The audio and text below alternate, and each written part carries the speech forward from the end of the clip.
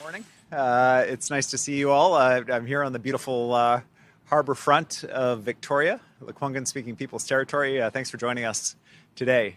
I started off the day on Fox News, hoping to send messages directly to the president. But I have to say the news of the day, of course, is the Prime Minister's meeting with the president, which was a key topic of conversation at the First Minister's meeting that we held this morning. At the First Minister's meeting, all of the premiers and the Prime Minister gathered to discuss key issues. A number of topics were canvassed throughout the meeting. One was, I would say, there's a consensus among the premiers that the Prime Minister did well yesterday to baseline a new relationship between Canada and the United States. That there was a sense of a different level of engagement, that the President is respectful of the Prime Minister, and we were all grateful that the meeting went the way that it did, knowing how some other meetings have gone in that exact same office with other world leaders. So there was appreciation for that. A number of topics came up across the country of importance to British Columbians. The film industry and the softwood lumber industry were canvassed by a number of different premiers across the country on softwood. There's a growing consensus among major timber-producing provinces that there's an opportunity for an agreement with the United States as one of the early opportunities to reset our trading relationship with the U.S. In particular, there's literally billions of dollars of tariff money sitting in a bank account that has been charged to Canadian producers. It is money that is notionally owed to Canadian producers, but in settlements is typically divided in some way between American and Canadian producers. So there's incentive on the U.S. side and on the Canadian side to get a deal. We know the president is doing a national security investigation into our timber. It poses no threat to Americans except for more affordable housing. And we think, certainly if the meeting today was any indication, that there's an opportunity for softwood lumber to lead the way in terms of opening the door again to concrete and meaningful discussions that benefit both Americans with cheaper building materials and Canadians with support for that, as well as growth in our economy. And so that was very positive. On the film industry side, concern was expressed by premiers across Canada about the importance of the film industry in their jurisdictions, and their hope that the Prime Minister will be supportive of the industry in his conversations and continue to raise them with the President. Implementation challenges aside, it's obviously hugely worrying for the film sector, and it's hard to imagine the President doubling the charges for Netflix for Americans and hoping that that's a winning political strategy, or cutting the number of films and TV shows that they watch by half or more. But regardless of that, the industry needs to know that the federal government's on side. And finally, a topic that may not have been immediately intuitive in terms of the events of the day in relation to the president was the issue of crime and justice. Premiers across the country raised the importance of bail reform. Doug Ford has been quite outspoken about the situation he faces in Ontario in terms of his concerns about public safety in that province. We heard premiers from the north, from the east, and certainly here in British Columbia. We have concerns and have asked for bail reform at the federal level, and it's our hope that the Prime Minister acts very quickly on that. My understanding is, coming out of the meeting, that the Prime Minister is still committed to the July 1st date to get us all together on internal trade, to remove those barriers so we can trade across the country fairly and equally, one Canadian economy, all Canadians working together to grow our prosperity and to stand on our own 2 feet. So that was the meeting today. It was very positive, and premiers are planning for a get-together, I understand, in Saskatchewan for Council of Federation and First Ministers. The timing may be while I'm away on a trade mission in Asia, but regardless, we'll have a strong presence there and be supportive of the key initiatives that we share in common with the federal government. With that, happy to open it up for questions. Thanks so much for everyone joining us today. For callers on the line, please press *1 to enter the queue. We will start with questions on the ground. We have Richard Zussman, Global News. One of the things you didn't mention in terms of topics of discussion was national unity. We've heard this week from Danielle Smith twice around the way that they are changing policies there that could make it easier to have a referendum on Western separation. Was this a priority for the premiers and the Prime Minister? Is there more that needs to be done to address concerns the West has around things like equalization? Are you worried at all about the increasing rhetoric about Alberta looking at separation? Well, I won't speak for other premiers, but I'll say that British Columbians are all in for Canada. And here in this province, we understand that this is the moment for all of us to stand strong together, arm in arm as a country. And that doesn't take anything away from our reasonable demands that the federal government ensure we have access to the same level of funding, the same opportunities that Quebec and Ontario get, and the same level of respect. But the idea of separating here is a non-starter. I understand. You've got a couple of Conservative premiers in Saskatchewan and Alberta. Their preferred candidate was not successful in the federal election. They have strong bases of support for the Conservatives in those provinces. They're navigating tricky waters. But I certainly encourage them all, Premier Smith, Premier Moe, and I believe that they're on board for this, to work together for the good of the country, to hold the country together, and to push back strongly on any kind of separatist sentiment. When a Conservative MLA here tweeted out a separatist image of Western Canada approvingly, and that we would become a protectorate of the United States, I didn't hesitate to point out how dumb that was. And I think he recognized how dumb it was. He said he was texting while he was driving, which is also dumb. Take the moment to defend our country, take the moment to stand together, understanding that it can be more challenging in other jurisdictions, but this country needs to stick together right now. That's what I stand for. Follow up from Richard. Canvass two issues from the city of Vancouver. Mayor Sim says in the meeting last week, he raised the issue of getting rid of the park board legislation. You told him it's not on the spring's agenda. Can you explain to the people of Vancouver why the province is not moving more quickly to help the mayor get rid of the park board as he has promised? And secondly, there continues to be a push from some in the Filipino community to have either a permanent memorial for the Lapu-Lapu tragedy or a community center, or potentially both. What are your thoughts on a community center or a memorial or both for to recognize the Lapu-Lapu tragedy? I'll take the second question first, Richard. I think coming out of the Lapu-Lapu, the mass murder following the Lapu-Lapu festival,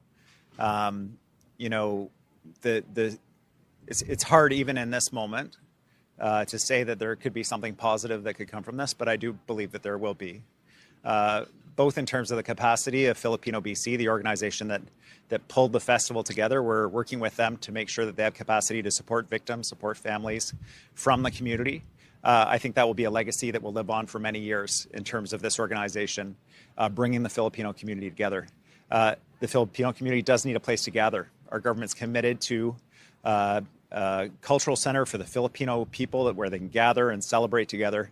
And again, this is a moment where I think we'll see that as a positive legacy coming out of this. I will say on this topic, and it's important to note that in terms of organizers of summer events across the province, I know there's a lot of anxiety. Do we continue to hold our event? Do we need additional security measures? What should we be doing? I'm pleased to share that we have appointed a commissioner, Chris Hinkson, who's a former Chief Justice of the BC Supreme Court, has agreed to act as commissioner for our independent commission to do a review in a very short period of time to report back to government by June 30th on measures, best practices that are applicable, that can be used by community event organizers across the province to maximize safety, but not retreat from the fact that we all have to get together and celebrate. We all have to get together and have a good time. So we'll be releasing the terms of reference for that today. And I want to express my appreciation to the former Chief Justice for being willing to take on this important work, especially on the compressed time schedule that we've asked him to work on. With respect to the Mayor of the City of Vancouver and his priority around the Vancouver Park Board, we are aware of the Mayor's priority on this. We've been working with them to ensure that all the ducks are in a row. As you can see in our legislative session, despite having only 11 bills, we've had to put 3 of our own bills over to the next session, not being able to get through them due to the length of debate that's been taking place in the legislature. And just to keep in mind, that's less than half of the number of bills we put through similar length sessions in previous agendas. So there are a lot of new MLAs. They're finding their feet. They're asking questions that they need to ask. But it has resulted in a reduced legislative schedule, and the Park Board, unfortunately, was a casualty of that. Rob Buffum, CTV. Hi, Premier. I wanted to get your reaction.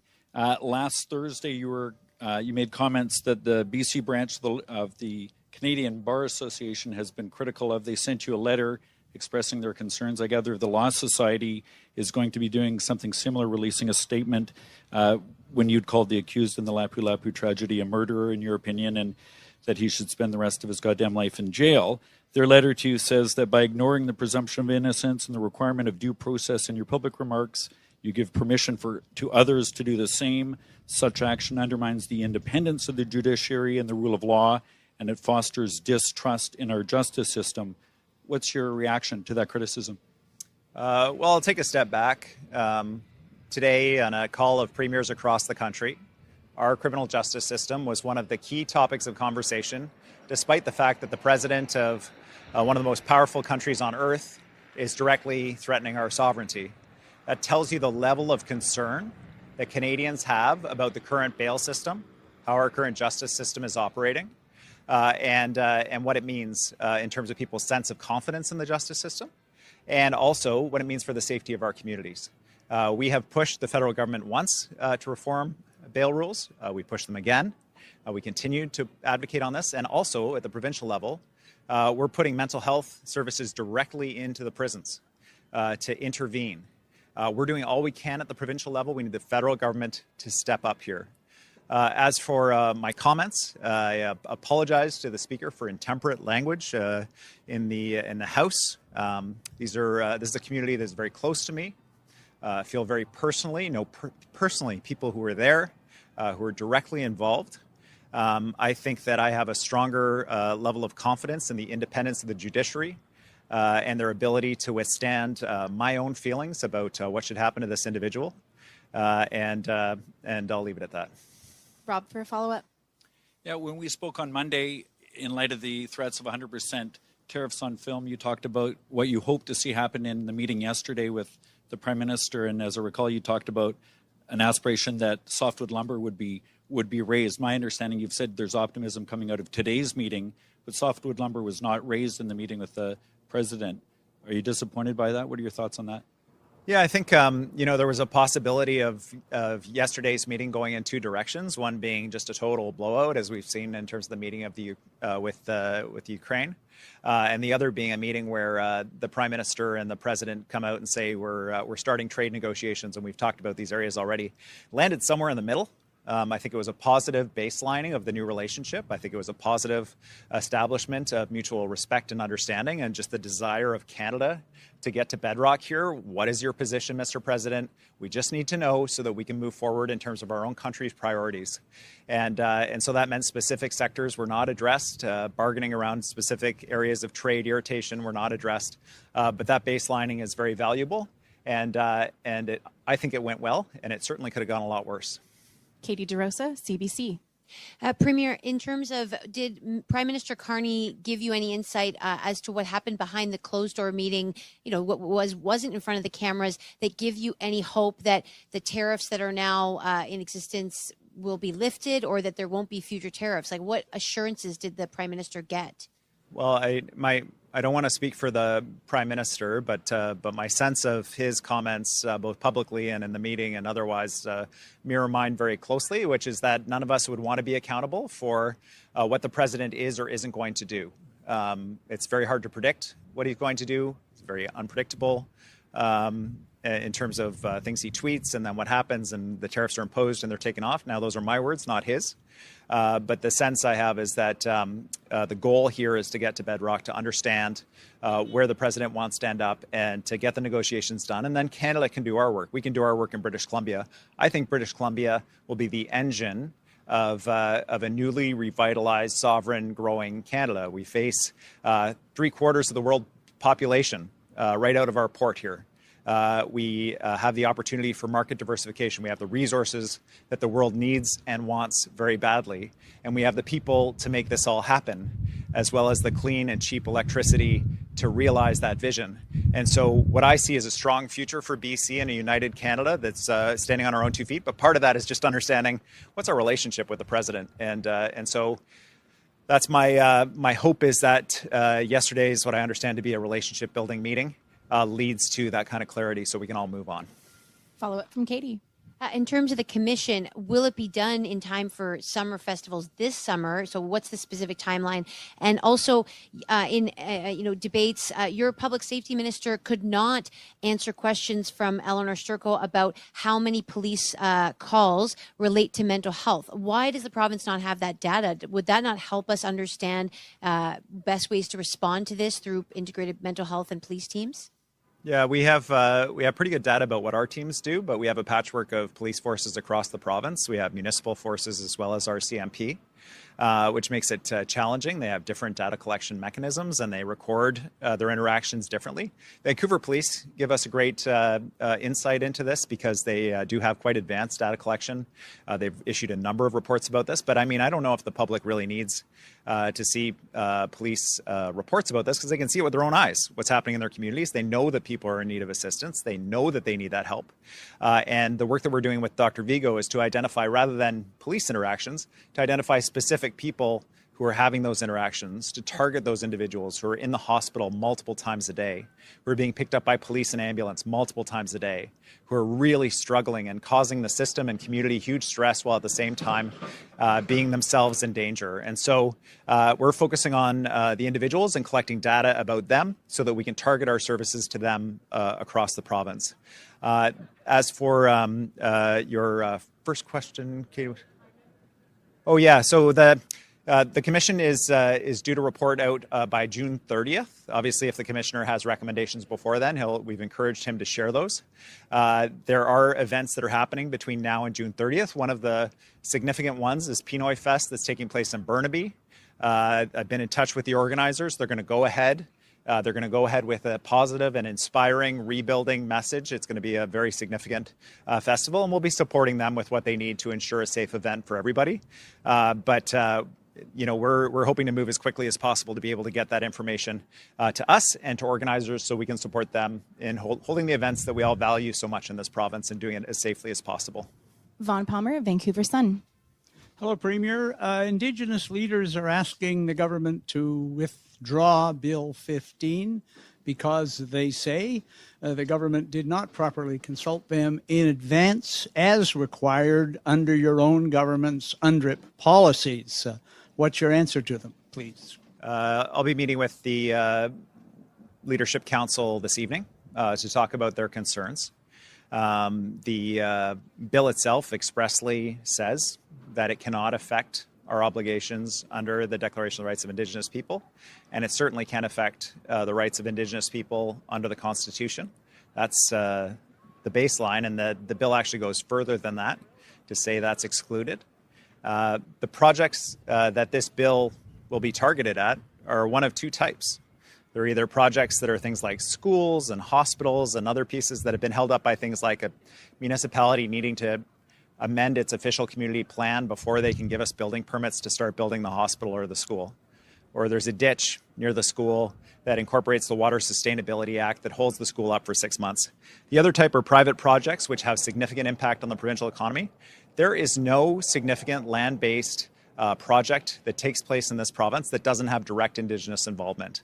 We're involved in a number of different projects with Indigenous people across the province. I hope to have more to share with you soon about how we're working together on everything from energy to mining to forestry, and the idea that we would use this bill to override the very partners in these projects who are asking us to move faster to ensure that we're doing our part.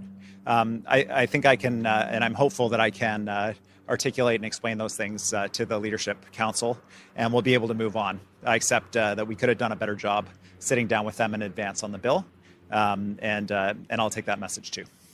Follow up from Vaughn. What was the rationale for not consulting them in advance? And since the government put through the enabling motion for closure last night, is it safe to assume you have no intention of withdrawing this bill as per their request?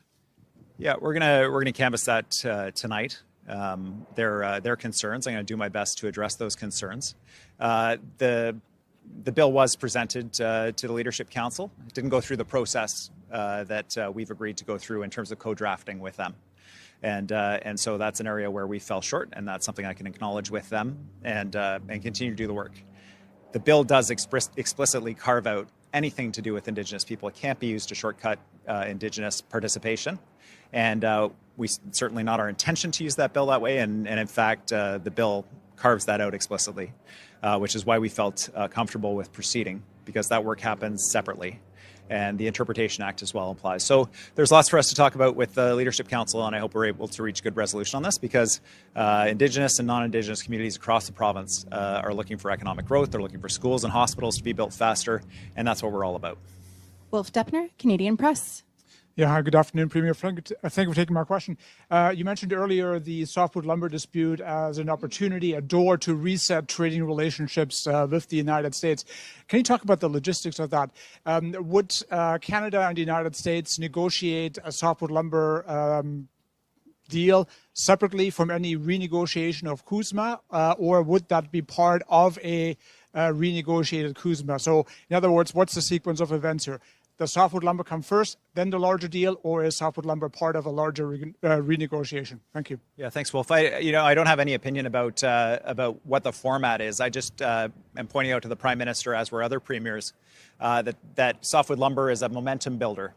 You know, when there's billions of dollars sitting in a bank account, that is an incentive to both sides of the border resolving this dispute. When 1 in 5 sticks of lumber that are used in the United States come from Canada and from British Columbia specifically. And when currently people in the U.S. are paying now 40% more for that same lumber than they were before this first round of tariffs, and they're going to pay a heck of a lot more. Like, this is one of those areas where it feels like we could create some momentum for a larger agreement. So wanted the Prime Minister to be aware that there's support across the country for an agreement. That there's a potential of an agreement, and one that benefits both sides quite significantly. And I think and I hope they'll be looking for those kinds of things to create the momentum for a larger agreement so we can get past this. Follow-up from Rolf. Yes, thank you. Regarding trade, you mentioned that you're heading off to Asia for a trade relation mission. Can you talk about that in more detail? And I also understand that you'll be meeting with European leaders as well to talk about trade between BC and Europe. Can you sort of talk about the scope of these negotiations and the scope of any potential deal coming out of those talks? Yes. At this point, just broadly, I'll have more details to share soon, but there's two key components to what we're doing here. One is to reassure our existing customers. These are companies that are investing billions of dollars in British Columbia, that we are a stable, reliable jurisdiction that you can count on. We're not going to suddenly come out with a requirement that to use a certain type of ship manufactured in Canada, and that you're not welcome at our ports unless you do. Like, those kinds of things that the U.S. are doing creates great instability.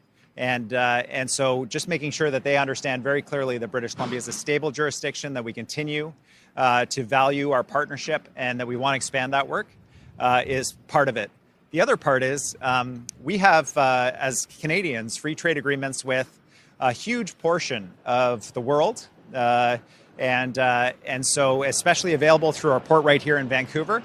And so making sure that local businesses, especially small and medium businesses, are able to access those trade markets. So, for example, there's a massive international halal food buyers and traders fair that happens in Malaysia. So supporting halal food manufacturers, of which there are many in British Columbia and particularly in Surrey, in being able to access that international market, being able to access that in a tariff-free way because of our free trade agreements. This is the kind of work that we want to do. It's not just the huge companies. We also want the smaller and medium-sized companies to benefit from market diversification and access to global markets. Les Lane, Times columnist. Well, thank you.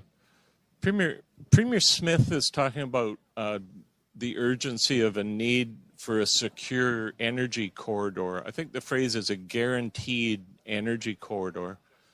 anything headed west, obviously, what happens to BC's approval process if she gets that? And specifically, how would that work with all the emphasis you just put on Indigenous consultation? Yeah, I mean, these are important questions, Les. I think that regardless of the level of government, federal projects that are cross-border or provincial projects, you got to have Indigenous participation in these projects. That's just the reality of today. And so any project would require that, whether it was a pipeline or otherwise. I think that, when I think about the energy corridors and when I think about the work that's available and that's ready to go, that has proponents, that has markets, that has everything required, it's natural for British Columbians to think of electricity. We have a massive opportunity to support Alberta in decarbonization if we can increase our electrical interties with them. We can support the Yukon with the same. We can support our own mining sector in expanding, reducing their costs and reducing pollution right through the Northwest with the Northwest Transmission Line. And so when we're talking about energy corridors, this is what we're talking about. We're ready to go. We have the customers. We have the industry that's ready for it. It also meets climate change goals. It also increases prosperity and jobs in the province. And I understand there's a lot of speculative talk about pipelines right now. And certainly there's a lot of interest in an Energy East pipeline of some kind. But for BC, the projects that we have ready to go are very clear. Les, for a follow-up. You mentioned you were on Fox News this morning. You said that equated that to talking directly to the president. What did you have a message when you sat down in front of the camera about exactly what you wanted to tell him, and what was it? Yes. So my goal this morning was to communicate to two audiences. One is obviously the American people, and the other was the American administration within the White House. It's the exact same that I've been talking to you about, that the goal here is to understand where the Americans want to go their own way and where they want to work with us so that we can make decisions for ourselves as Canadians about where to go, very much in line with what the Prime Minister delivered in his message. That's for the White House. For Americans, the message was, and the host asked me, like, do you Canadians still like us? And my message was unambiguous. We love Americans. We got family down there. We got long-time business relationships. Americans are welcome in Canada. We feel, though, like, a good friend is in a bad relationship right now. And it's hard, but we understand that that's the reality, but it doesn't change our feeling about Americans. And the reason for that is pretty clear. My own brother married an American. He's got American kids. They're lovely. And so many people have those personal relationships across the border. But also, looking around, we got a lot of tourists here that are coming up from the United States. And one of the dominant conversations that I have with Americans who are here, they always start with a very Canadian expression. They say, I'm so sorry. I'm so sorry about what's happening right now. I feel awful about it. And I think you can see it in the president's approval ratings. This isn't about the American people. It's about the mission of one person in the White House right now. Andrew McLeod, the Tyee. Yeah, hi, Premier. Back to Bill 15. One of the responses that came out this week was from the Wilderness Committee, who said you are weakening environmental assessments, and they equated that with weakening human rights. So I'm wondering how you would respond to them. And along with that, the Union of BC Indian Chiefs, Terry Teegee, you talked a bit about this already, but Terry Teegee said you may already be breaking the constitutional requirements for consultation. So I'm wondering how you would respond to each of them. Well, it's not true. The government has put in place a stringent environmental assessment process. It doesn't, I don't know how else to respond to that. It's just simply not true. Any project requires Section 35 consultation. We can't get rid of the federal constitution by passing a provincial law. You just can't do it. In our own laws in BC, we put in place an Interpretation Act that explicitly directs that every statute, every bill, every law we pass must be interpreted in light of our obligations under DRIPA, the Declaration of the Rights of Indigenous People, and Section 35 rights of Indigenous people, just to be so clear about what our intention is. So I've got some work to do tonight with the Leadership Council. I have a lot of respect for Regional Chief Teegee, and I believe that we're going to be able to reach some level of consensus this evening, and I hope to be able to do that because there's clearly some misunderstandings about this legislation, and I hope to be able to clear them up. One more question from Andrew McLeod. I'd been told that probably just once, so I'd loaded it all into that. But did you address the environmental assessment piece of it when you said it's not true? Were you referring to Terry Teegee's response or the Wilderness Committee's response? Both. To the regional chief, I would say very clearly that our provincial law cannot override Section 35 rights that are under the national Constitution of Canada. They just can't. And it's I don't know how to make it more plain than that. For the Western wilderness people, this work is about ensuring that major projects, including many of which are environmentally positive, that reduce pollution, enable us to get them built and reduce our carbon emissions in the province. So, when we enter into agreements with nations and they want us to move faster on projects that are like our hydro or our electricity projects, for example, our clean electricity projects, putting an environmental project through an environmental assessment process when we already have a number of statutes that protect the streams, that protect the fish, that protect the landscape and the ecosystems, anyway. We can move faster and we can still have high standards. That's something we're going to demonstrate through these projects, and I'm excited to be able to do that. I think at the end of the day, we're just going to have to show because there's an understandable lack of trust given how Indigenous peoples have been treated by government over many, many, many years. Thanks so much for joining us today, everyone. That's all we have time for. Okay. Thanks. Thanks, everybody.